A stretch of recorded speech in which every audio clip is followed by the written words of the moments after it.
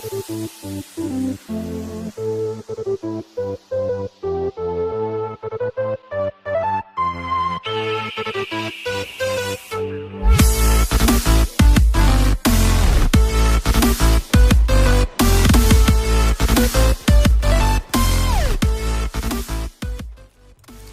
what is up, guys? Me, everyone. Welcome back here to a new series. I'm going to be starting today, a review life stories. This series is going to consist of the best stories and the best dreams and all kinds of great stuff like that that has happened in my life. Today, we're going to be telling a story about one time when I was accused of stealing. So, let's just hop right into it. Me and my friend Cole, I'm not going to say his last name because, you know, I don't know if he wants me to. Anyways, by the way, gave me permission to tell this story, so we're all good with that story sense, whatever. Okay, so we go on this field trip with our school. This is grade 8.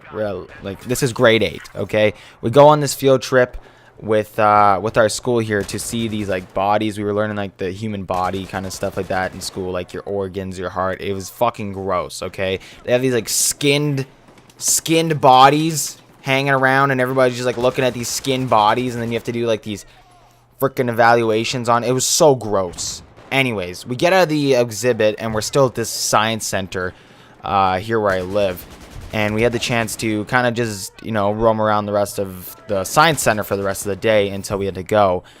And me and Cole were like over at this Slurpee pit place, right? It's like a concession stand. You kind of just serve yourself. It's kind of like almost like an IKEA, you know, like IKEA. You can serve yourself and then you just pay for the bill later, right? So we got some Slurpees. You know, they were pretty shit Slurpees too. So we got some Slurpees anyways, and so the Slurpees came to about $5.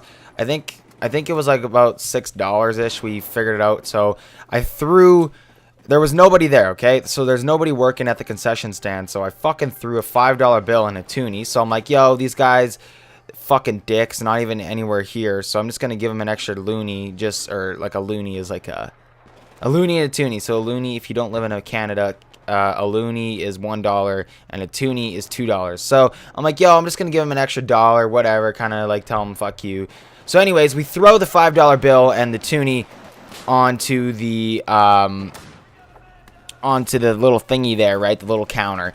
And I get a call from my friend Tyler, aka Smexy Grandma, that there's some really cool stuff, and he's like, hey guys, run over to the run over to the gift shop, which was literally just up the thing. This place is massive, by the way, so it was like, I don't know, a 2-minute run, not even. So finally the freaking lady that is supposed to be working the counter sees us running away with Slurpees in our hands and doesn't see us paying for them, right? Even though I did throw the money onto the freaking paying counter thing and schlagen. So all of a sudden, yeah, we're hanging out with Tyler and stuff like that. We're just having a great time. And I don't know why, but all of a sudden we see a bunch of teachers like staring at us and then like kind of whispering to other teachers like, yo, that's the kid. Yeah, I think that's him. And we're like, what the fuck is going on, right? We're about to go into this, it's kind of like a 3D thing. This the chair spin. It's like a really cool thing. You can like, I don't know, you like look at the stars, but it was an Almo one. So anyways, shout out to Almo. We're about to go into there. And these two teachers, not going to say their names, was a boy and a girl teacher. They come up to me and Cole and they're like, yo, where you guys get those Slurpees right there? I'm like, we bought it. They're like, oh yeah? Oh yeah? You guys bought those Slurpees, eh? And we're like, yeah, why? And then they're like, well, you know, let's go have a talk with the concession lady. So then we get to the concession stand and we're like explaining our story, and then no one believes us. And finally, after just minutes and hours of arguing, it wasn't literally hours, but after like at least 20 minutes of just arguing and telling people, yo, we didn't fucking do it, dick, we finally get the principal involved. The principal was there too. I don't even know why. I didn't even see him come there. Somehow he was there. I don't even know if he drove over there just to deal with this. But the principal was there, and the principal's like, you guys tell me the story right now, you hear me? You tell me the fucking story! So I'm telling the story. This is like the 6th time I've told the story.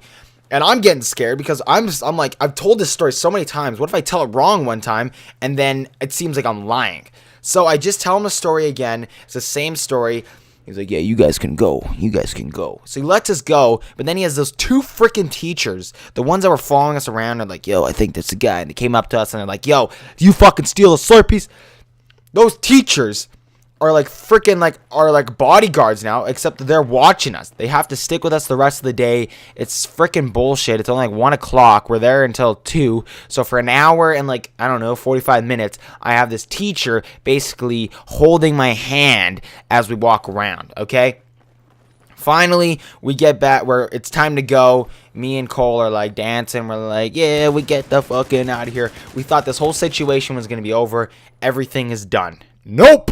We get home on the bus. We're having a good time, you know, finally cooling down our jets, kind of getting relaxed. Now we're like, oh, I can't believe that just happened. We were accused of stealing. Me and Cole are both really against stealing and stuff like that. Like, don't get me wrong. Like, I'm not one of those kids that goes and steals shit every day and, like, this is the first time I got away with it or something. No, I've never stolen anything in my life, except for, like, my brother's Xbox games. But that's not really what you know what I mean.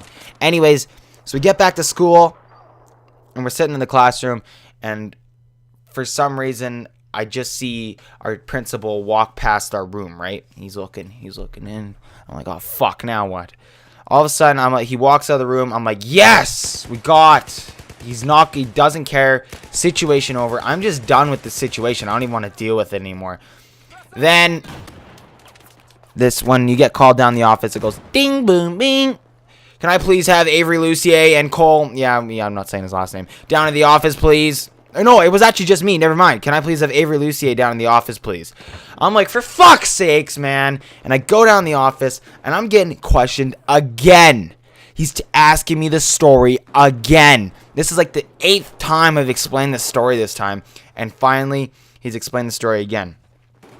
And he plays his bullshit story with me, the principal, saying that he's already watched the security tapes and he knows what happened. He knows everything like that, that my friend Cole already told the truth and it's time for me to tell the truth too.